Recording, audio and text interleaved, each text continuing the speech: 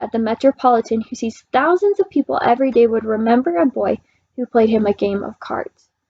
Jamie's pride was involved. I cheated Bruce through all second grade and through all third grade so far, and he still isn't wise.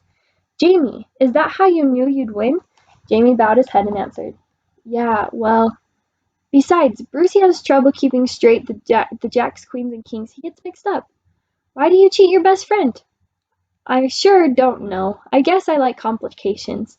Well, quit worrying about money now. Worry about where we're going to hide while we're looking up this place.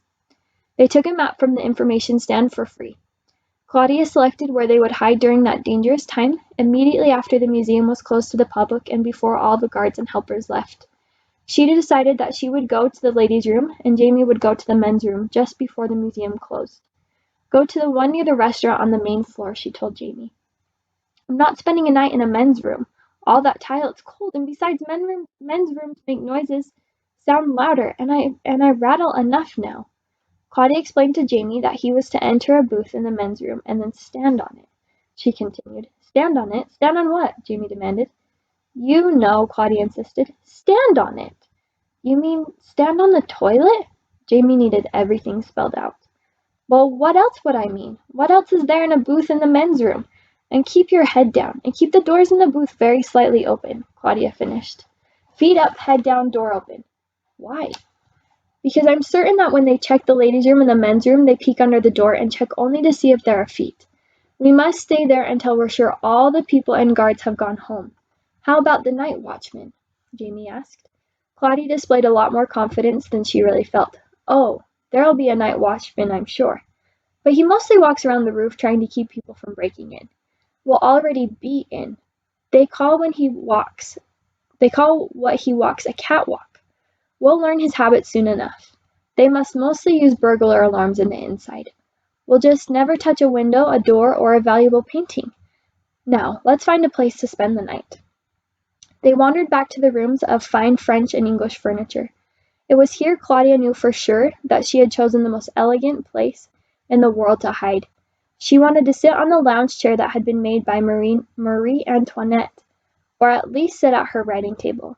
But signs everywhere still said not to step on the platform, and some of the chairs had silken robes strung around the arms to keep you from even trying to sit down.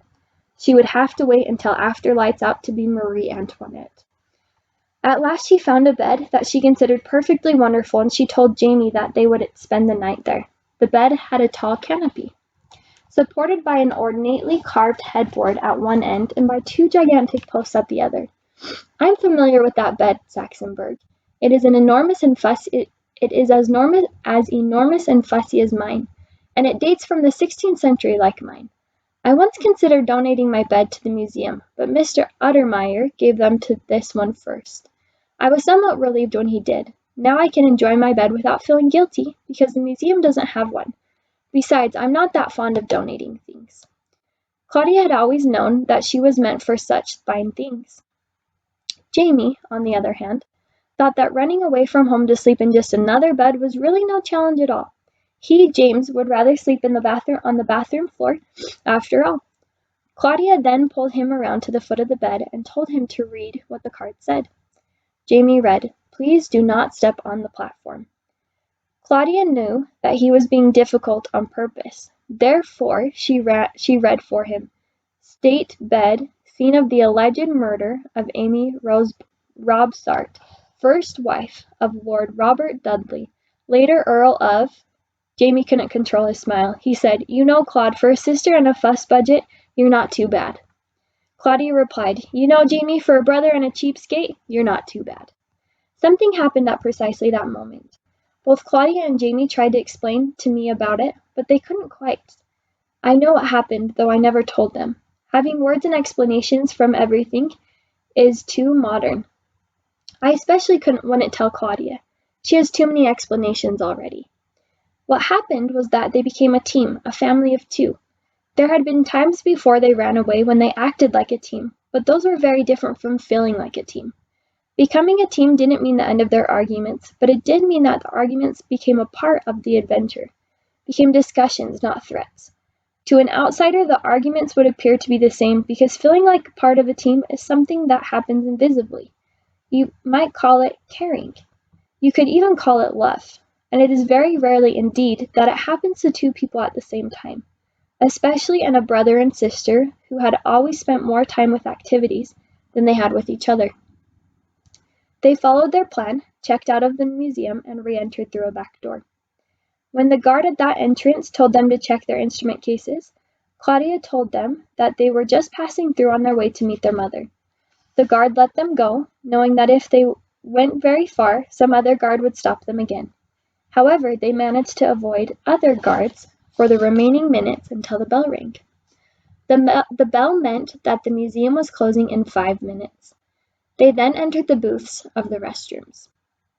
They waited in the booths until 5:30, when they felt certain that people had gone. Then they came out and met. 5:30 in winter is dark, but nowhere seems as dark as the Metropolitan Museum of Art. The ceilings are so high that they fill up with a lot of darkness. It seemed to Jamie and Claudia that they walked through miles of corridors. Fortunately, the corridors were wide and they spared bumping into things. At last they came to the Hall of the English Renaissance.